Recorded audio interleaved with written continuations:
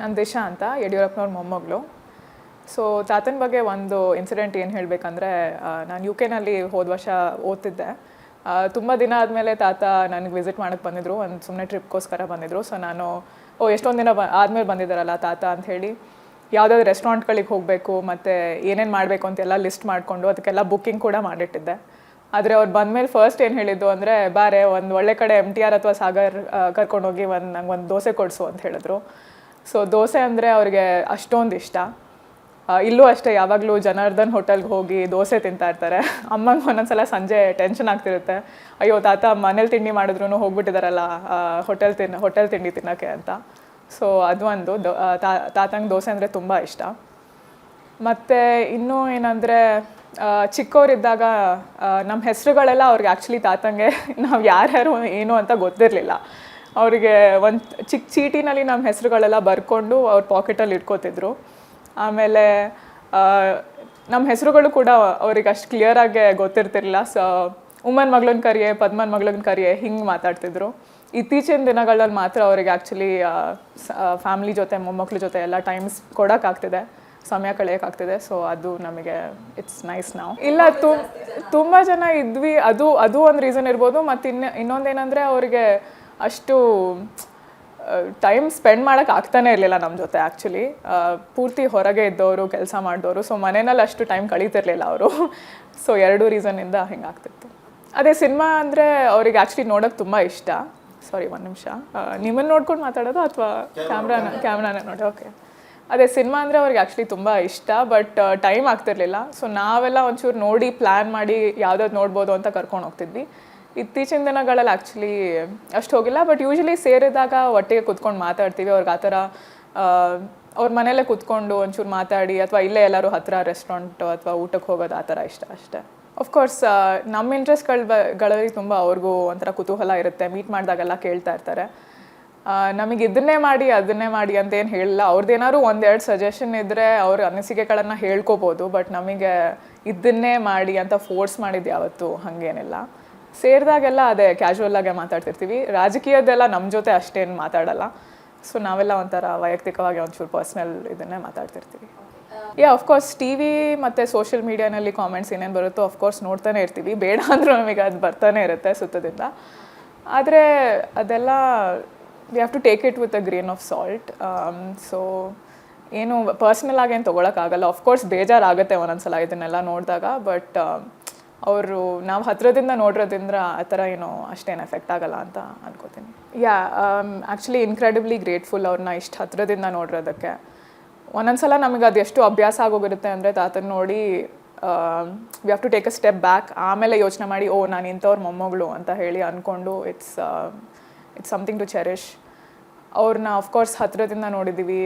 ದಿನ ಅವ್ರು ಹೇಗಿರ್ತಾರೆ, ಅವರ ವರ್ಕ್ ಎಥಿಕ್ ಇರ್ಬೋದು, ಒಂಥರ ನಿರಂತರವಾಗಿ ಕೆಲಸ ಮಾಡ್ತಿರೋದು, ಅದೆಲ್ಲ ಒಂಥರ ಏನಿಲ್ಲ ಅಂದರೂ ಸಬ್ಕಾನ್ಷಿಯಸ್ಲಿ ನಾವು ಅದನ್ನು ಸ್ವಲ್ಪನಾರು ಒಂಥರ ನಮಗೆ ಇನ್ಕಲ್ಕೇಟ್ ಮಾಡ್ಕೊಳ್ಳೋಕೆ ಟ್ರೈ ಮಾಡ್ತಿರ್ತೀವಿ.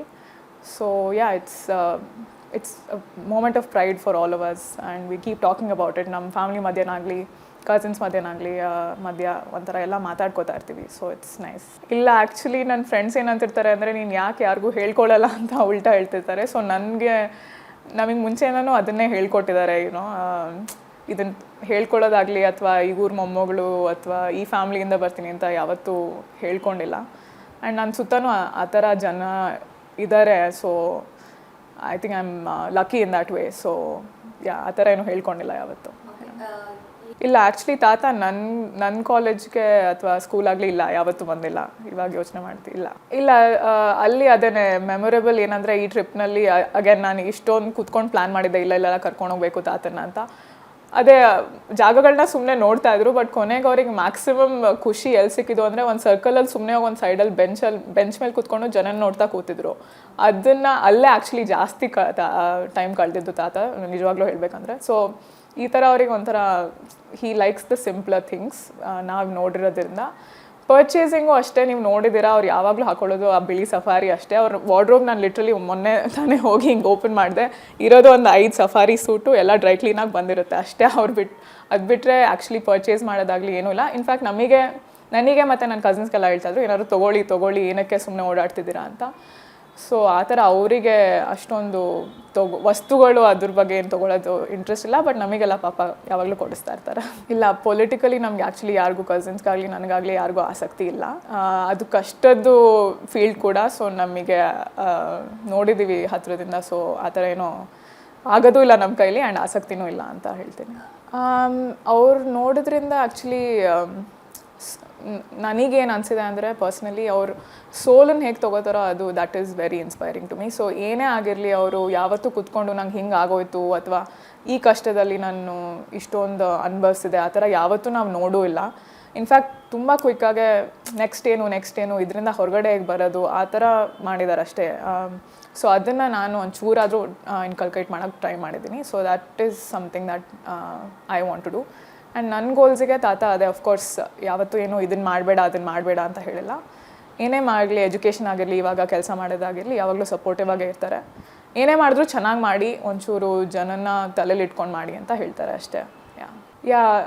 ಈ ಥರ ತಾತನ ಹತ್ತಿರದಿಂದ ನೋಡಿ ಈ ಥರ ಅವರು ವ್ಯಕ್ತಿತ್ವ ಆಗಿರಲಿ, ಅವರು ಕೆಲಸ ಮಾಡೋದಾಗಿರಲಿ, ನಮ್ಮ ಜೊತೆ ಹೇಗೆ ಚಿಕ್ಕವರಿದ್ದಾಗ ಹೇಗೆ ಬ್ಯುಸಿ ಇದ್ರೋ ಇತ್ತೀಚೆಗೆ ನಮಗೆ ಹೇಗೆ ಟೈಮ್ ಕೊಡ್ತಿದ್ದಾರೋ.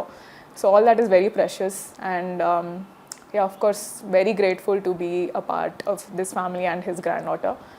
ಆ್ಯಂಡ್ ಅವ್ರು ಏನೇ ಮಾಡ್ತಾರೋ I know that he will be successful and ಯಾವಾಗಲೂ ಮಾದರಿಯಾಗೆ ನಿಂತಿದ್ದಾರೆ ನಮಗೂ ಕೂಡ personally. So that is what I like to say. So ತಾತ, ನಿಮಗೆ ಒಂದು ಕ್ವೆಶನ್ ಕೇಳಬೇಕು, ಏನು ಅಂದರೆ ನಿಮ್ಮ ಅತಿ ದೊಡ್ಡ ಭಯ ಯಾವುದು? So what is your biggest fear ಅಂತ.